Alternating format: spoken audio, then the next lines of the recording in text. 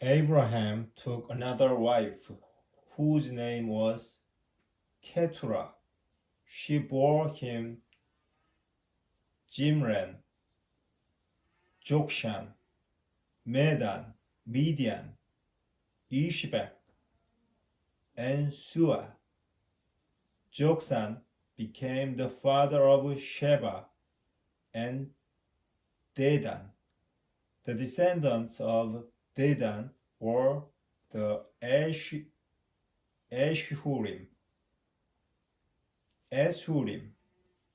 the Lechushim, and the Lumim. The descendants of Midian were Ephah, Ephor, Hanok, Abida, and Eldar.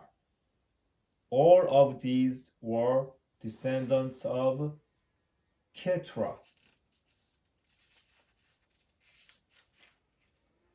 Abraham gave everything that he owned to his son Isaac.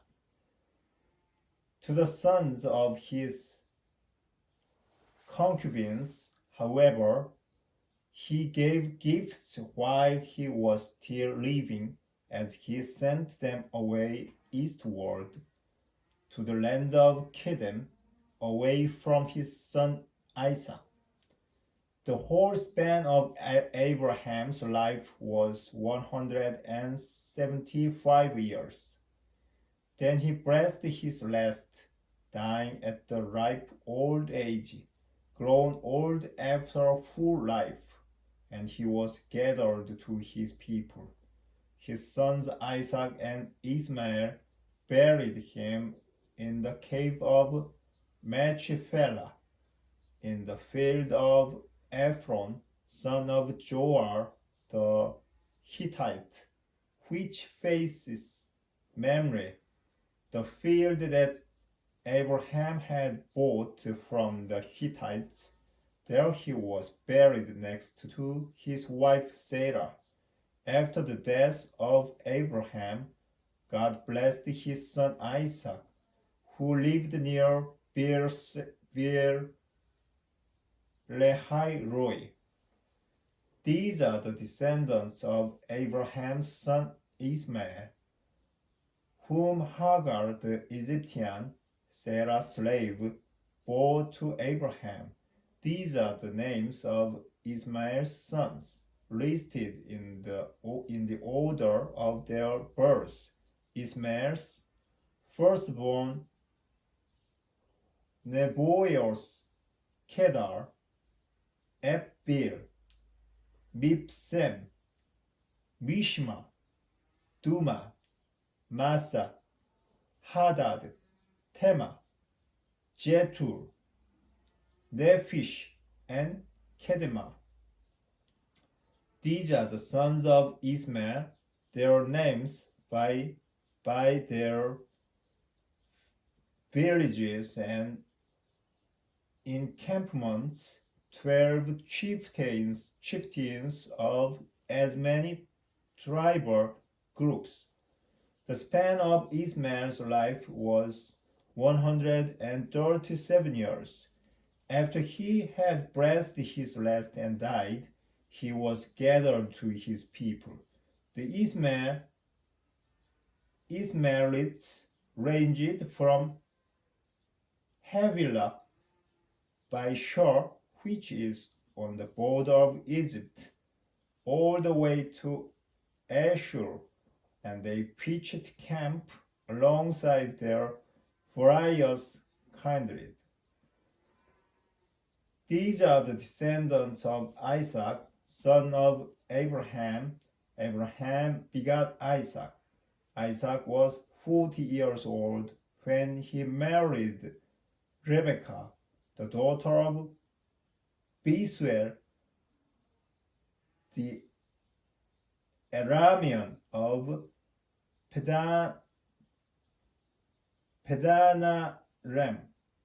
and the sister of Laban and Aramean. Isaac entreated the Lord on behalf of his wife since she was stouter. The Lord heard his entreaty, and his wife Rebekah became pregnant. But the children jostled each other in the womb so much that she exclaimed, "If it is like this, why go on living?" She went to consult the Lord, and the Lord answered her, "Two nations are in your womb.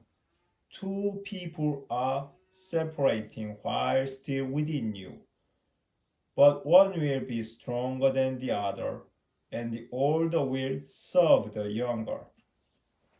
When the time of her delivery came, there were twins in her womb. The first to emerge was reddish, and his whole body was like a hairy mantle. So they named him Esau. Next, his brother came out, gripping Esau's heel, so he was named Jacob.